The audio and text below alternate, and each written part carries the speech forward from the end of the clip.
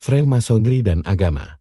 Dalam bab yang lalu, telah kami kemukakan bahwa Freemasonry menyatakan bahwa ia menghormati agama dan hukum-hukum agama, tetapi di dalam batin, ia menyembunyikan rasa permusuhan yang hebat terhadap agama. Setiap kali ada kesempatan maka rasa permusuhan itu muncul ke permukaan, karena ia memang tidak tahan untuk terus bersembunyi di dalam dada. Sekarang kita bertanya, apakah memang ini sikap Freemasonry terhadap semua agama samawi?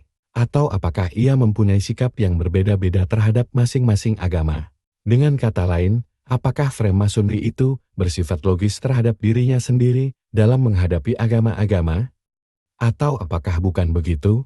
Dengan segera kita mengemukakan bahwa sikap yang diambil Freemasonry dalam menghadapi agama Yahudi berbeda dengan sikapnya terhadap agama Kristen dan Islam. Masalah inilah yang akan kita lihat di sini. Freemasonry dan agama Yahudi. Freemasonry adalah karya Yahudi. Sejarah Freemasonry telah menunjukkan kepada kita bahwa ia adalah hasil karya pemikiran Yahudi.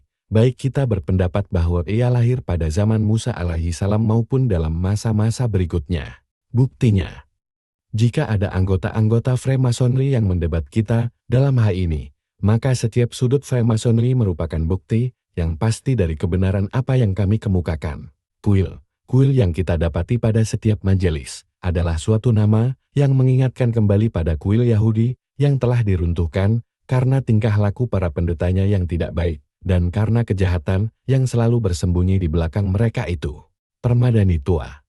Permadani tua yang disebutkan dalam sumpah tingkat ketiga, di mana terdapat gambaran dari kuil Yahudi yang telah diruntuhkan itu, adalah usaha untuk mengingatkan para hadirin kembali dan membangkitkan semangat mereka untuk menyelamatkannya.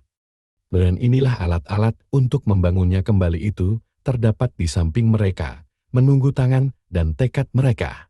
Altar. Altar, atau tempat sesajian penyembelihan, adalah nama yang mereka pakai untuk suatu meja antara dua buah tonggak kuen yang sama dengan altar, atau tempat sesajian, atau sembelihan Yahudi. Kedua tonggak itu adalah tonggak Jakin, yaitu nama dua orang tokoh yang amat terkemuka dalam sejarah Yahudi. Boaz. Boaz ini adalah kata-kata rahasia tingkat pertama, di mana saudara-saudara sesama Freemason berganti-ganti mengejanya. Yang satu menyebut satu huruf lalu yang lain satu huruf, dan demikianlah seterusnya. Jadi yang pertama menyebut B, yang kedua menjawab O, yang pertama menyebut A, dan yang kedua menyebut Z.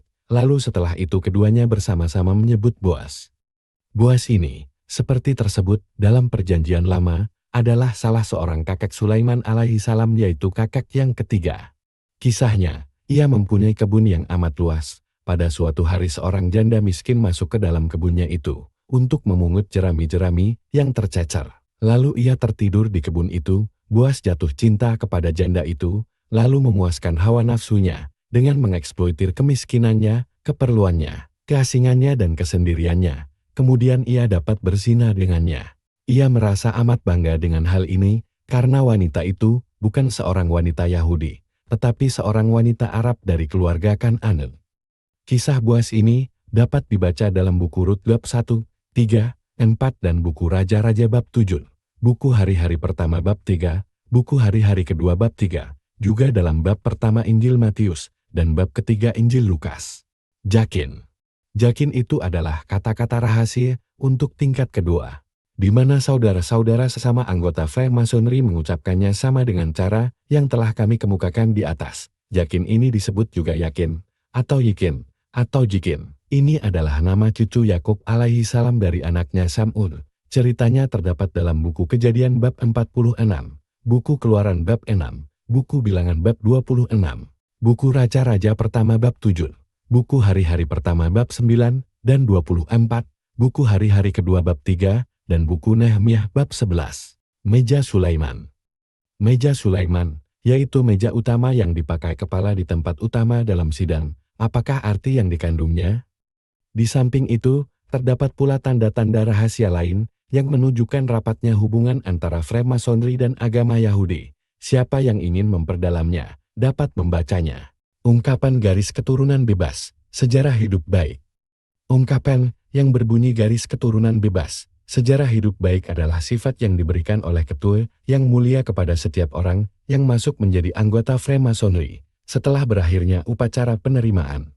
Ungkapan ini mengandung pengertian bahwa setiap orang yang berada di luar kuil tidak bebas garis keturunannya dan tidak baik sejarah hidupnya, yaitu garis keturunannya diragukan. Demikian pula sejarah hidup dan tingkah lakunya, dengan kata lain, hanya anak-anak kabilah, yaitu anggota-anggota Freemasonry sajalah. Orang-orang yang bebas garis keturunannya dan baik sejarah hidupnya, mereka adalah sekumpulan manusia pilihan. Sekelompok manusia unggul yang berbeda dari manusia lain, sedangkan orang yang lain dari mereka. Bukan begitu keadaannya. Itulah pandangan keangkuhan Yahudi, yang telah menjadikan orang-orang Yahudi merasa sebagai bangsa pilihan, di antara bangsa-bangsa di atas dunia, mereka adalah di atas semua manusia. Orang-orang lain berada di bawah mereka. Kalau tidak akan dikatakan bahwa mereka itu sama dengan binatang atau benda-benda mati saja, itulah logika yang terdapat dalam Talmud. Kitab suci hanya Taurat, Tuhan hanya Tuhan Bani Israel. Pada tingkat ke-18 Injil dan Al-Quran telah tidak disebut lagi. Pada tingkat ke-32, setelah upacara kenaikan tingkat, terjadilah dialog sebagai berikut. Pertanyaan, dengan apa saudara bersumpah? Jawaban, dengan Taurat. Saudara tahu buku-buku suci lain? Jawaban, ya, ada Injil, ada Al-Quran. Kedua buku ini adalah milik sekelompok manusia yang sudah keluar dari iman dan dari umat manusia. Saya percaya bahwa Muhammad dan Al-Masih adalah dua orang musuh terbesar dari kepercayaan kita. Pertanyaan, apakah saudara beriman kepada kedua orang itu? Jawaban, tidak, saya beriman kepada Taurat saja, yaitu kitab yang benar telah diturunkan kepada Musa. Pertanyaan, bagaimana pendapat saudara tentang agama Islam dan Kristen? Jawaban, agama Kristen mengambil ajarannya dari Taurat, sedangkan agama Islam mengambil ajarannya dari Taurat dan Injil. Pertanyaan, manakah yang lebih baik, yang asli atau cabang-cabangnya? Jawaban, tentu saja yang asli, yang lebih baik. Di dalam kul, untuk tingkatan ini, terdapat dua buah patung, yaitu patung Musa dan patung Harun. Lalu kepada si pemohon itu ditanyakan, mereka hanya percaya kepada Musa dan Harun saja. Pertanyaan, siapa ini? Jawaban, ini Musa. Pertanyaan, yang itu siapa? Jawaban, itu Harun. Pertanyaan, apakah saudara percaya kepada yang lain daripada kedua orang ini? Jawaban, tidak. Nabi-nabi selain Musa dan Harun dikutuk. Pertanyaan, jadi saudara berkewajiban mengutuk yang lain dari keduanya, sedang kedua orang itu Isa dan Muhammad datang setelah Musa. Jawaban, benar. Saya mengutuk kedua orang itu, Isa dan Muhammad. Saya amat benci kepada keduanya, saya selalu mengulang-ulang kutukan saya. Saya mencium kaki Musa dan Harun. Pertanyaan, siapa Tuhan saudara?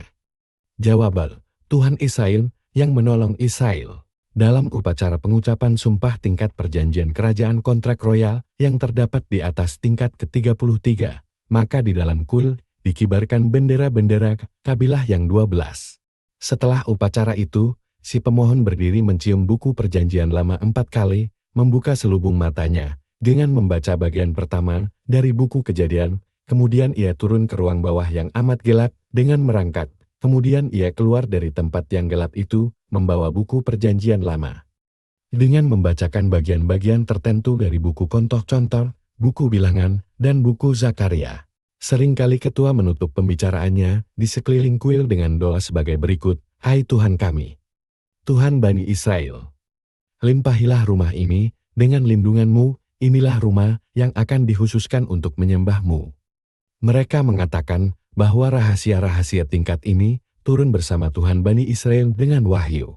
Kerahasiaan yang amat keterlaluan itu yang terdapat dalam organisasi Freemasonry memberikan petunjuk kepada kita bahwa ia mempunyai hubungan keturunan yang kuat dengan Yahudi. Sebabnya adalah karena agama Yahudi pada hakikatnya adalah suatu pengetahuan rahasia tentang tradisi Bula merupakan nama resmi dari mazhab Yahudi atau mazhab Kabbalah, yang tidak pernah dibantah oleh suatu bahan rujukan keagamaan Yahudi, baik dahulu maupun sekarang. Kabbalah, yang juga secara salah, kadang-kadang disebut Kabbalah, adalah suatu teologi atau ilmu keimanan rahasia Yahudi yang tertua yang pernah terdapat di kalangan jamaah Yahudi. Kata-katanya terambil dari kosakata Al-Kabil, yang berarti penerimaan, dan dalam hal ini berarti bahwa para pendeta telah menerima kata-kata Tuhan mereka Yahova. Dan bahwa Tuhan telah menerima kata-kata mereka, dengan begitu maka kata-kata itu berarti ajaran atau syariat, atau persyaratan permainan timbal balik antara Tuhan dengan para pemuka agama yaitu perjanjian. Dinamakannya Taurat dengan perjanjian mengingatkan kembali akan usul-usul perjanjian yang telah diadakan antara Tuhan dan para pemuka agama pada masa-masa yang lalu, sebelum risalah Nabi Ibrahim alaihi salam. Kebatinan. Kebatinan adalah salah satu bukti yang menunjukkan adanya hubungan yang amat erat antara Freemasonry dan agama Yahudi. Karena itu maka setiap pembicaraan mengenai Freemasonry dan agama Yahudi dapat berupa tanda-tanda rahasia, dapat pula dalam bentuk angka-angka. Kalau hal itu dilakukan bukan dengan tanda-tanda atau angka-angka, maka apa yang di luar bukanlah sesuatu yang benar-benar dimaksud. Karena yang benar itu adalah yang batin, bukan yang lahir. Yang batin ini hanya dapat diketahui oleh seorang Yahudi. Masing-masingnya dapat mengetahuinya sesuai dengan tingkat dan statusnya. Tanda-tanda rahasia. Mengenai tanda-tanda rahasia, penulis buku sejarah Freemasonry London tahun 1815 mengatakan bahwa tanda-tanda itu terambil dari tanda-tanda yang terdapat dalam buku Kabbalah, angka-angka. Sedangkan angka-angka, maka buku bunga-bunga Zohar dengan segala teka-tekinya dan tanda-tanda rahasianya tidak akan dapat dipahami selain dengan meninjau kembali angka-angka matematika yang terdapat dalam buku Anak Kuci Mafatih. Buku bunga-bunga Zohar ditulis oleh Hakam Agung Akbah bin Yusuf, Ketua Akademi Tertinggi Yahudi Internasional atau Sanhedrin dalam bahasa Yunani atau bahasa Ibrani yang terambil dari Yunani. Dalam buku ini terdapat prinsip-prinsip dasar Kabbalah, yaitu 1. Rahasia Tuhan khusus untuk orang Yahudi. 2. Iluminasi Tuhan yaitu bahasa percakapan dengan Tuhan. 3. Ekonomi langit. 4. Cara menciptakan dan mengadakan manusia. 5. Teknik Tuhan dan proses makhluk. 6. Bagaimana Tuhan mengikut sertakan pendeta Yahudi dalam pengetahuan ini. 7. Status malaikat dan status Tuhan. 8. Fungsi setan. 9. Mendirikan jiwa di tubuh dan cara menghubungi dan mempengaruhi jiwa. 10. Menghubungkan materi dengan jiwa atau antara fisika dan metafisika. Ini adalah sifat Tuhan, tetapi diketahui oleh pembesar-pembesar pendeta Yahudi. 11. Status jiwa sebelah mati. 12. Cara membangkitkan orang mati dengan mempengaruhi jiwanya. 13. Cara menggunakan jiwa manusia dalam kehidupan dunia. Semua prinsip ini hanya disampaikan secara lisan dari para haham pendeta Yahudi mulai dari serangan Babilonia sampai kedatangan Haham Akbar dan dituliskannya dalam buku Zohar. Dikatakan oleh cendekiawan Yahudi yang masuk Kristen, Salomon Mon, dalam bukunya Lingkungan Filsafat. Buku ini lebih tua dari Taurat dan Talmud, karena kedua buku itu ditulis kira-kira 3.000 tahun setelah masa Ibrahim, atau 1.000 tahun, dan mungkin lebih dari masa Musa dan Harun. Buku Zohar ini dipenuhi banyak kata-kata dan tanda-tanda rahasia yang sukar, sehingga tidak mungkin dibaca orang yang tidak mempunyai buku kunci Zohar. Freemasonry mempunyai lahir dan batin, demikian pula Taurat. Bahwa Freemasonry mempunyai segi lahir dan segi batin, dapat kita ketahui dari orang-orang Yahudi. Di kalangan mereka, buku Taurat mempunyai segi lahir yang amat berbeda dibandingkan dengan segi batinnya. Segi batin ini hanya dapat dipahami oleh pemuka-pemuka agama yang telah menghafal di luar kepala teks perjanjian yang asli dan lama. Agama Yahudi adalah agama batin. Agama Yahudi yang sesungguhnya adalah agama batin yang tidak dapat diketahui hakikatnya bahkan oleh para pengikutnya sendiri. Agama Yahudi adalah suatu sikap teologis yang kemuskilannya hanya dapat diuraikan oleh otak para pemuka ilmu agama. Dalam bagian 3, buku 5, dari terjemahan bahasa Prancis, buku Zohar halaman 378, dapat kita baca sebagai berikut. Mendapat kutuklah orang-orang yang mengatakan bahwa tulisan-tulisan Taurat mengandung pengertian yang tidak dimaksudkan oleh kata-kata yang terdapat di dalamnya. Kata-kata itu tidak lain daripada perkataan lahir yang bersifat kulit saja. Di bawahnya terdapat pengertian-pengertian yang hanya dipahami oleh orang-orang yang sanggup melakukannya.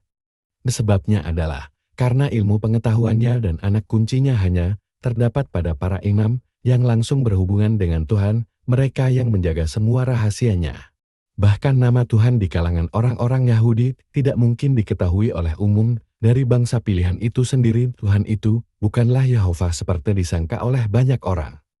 Tetapi ia juga mempunyai nama lain yang hanya dihafal oleh para pemuka agama yang berasal dari keturunan orang-orang pertama yang telah menerima perjanjian dengan Tuhan, yang telah mereka pilih sendiri dari sekian banyak Tuhan, yang telah berhubungan dengan seluruh kabilah dan bangsa-bangsa yang lalu.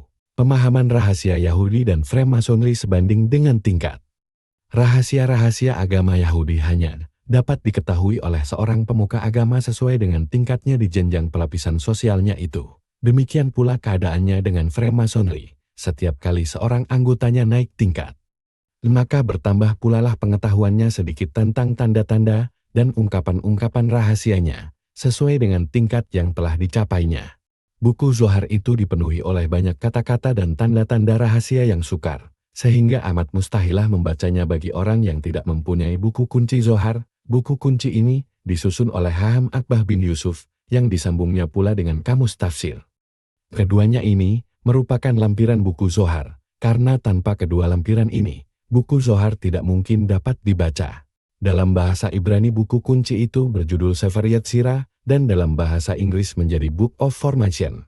Teks-teks yang mendukung hubungan Freemasonry dengan agama Yahudi. Setelah semuanya itu, jika masih ada orang yang merasa ragu mengenai hubungan antara Freemasonry dan pemikiran agama Yahudi, maka di sini dikemukakan bukti-bukti yang memperkuat kebenaran hubungan ini. Pendapat Al-Huri. Anggota Freemason, Abdul Halim Ilyas Al-Huri, dalam bukunya menulis sebagai berikut, Freemasonry dalam lubuk hatinya bersarang pemikiran Israeli, dalam sejarah, tradisi dan kode-kode rahasianya, dan dalam semua rahasianya jelas tampak dongeng-dongeng Yahudi yang mereka sucikan. Ia adalah bersifat Yahudi dan bersumber hanya dari sumber Yahudi saja. Halaman 11. Di bagian lain ia menulis, Freemasonry mengandung ciri keyahudian dan terdapat kejiwaan Yahudi dalam segala gerak-geriknya. Ia bekerja, baik dengan diilhami oleh anggota-anggotanya maupun tidak, untuk menanamkan jiwa keyahudian di kalangan para pengikutnya, dan menghidupkan kembali cita-cita Zion untuk membangun kembali kuil Sulaiman. Halaman 13. Di bagian lain, dapat pula kita baca tulisan berikut, Freemasonry Kerajaan Royal, prinsipnya, ajarannya, tingkat-tingkatnya dan tujuannya. Seluruhnya bertujuan untuk mengkuduskan apa yang terdapat dalam Taurat, dan membangun kembali kuil Sulaiman. Dan menafsirkan rumus-rumusnya menurut kehendak selera mereka. Halaman 38.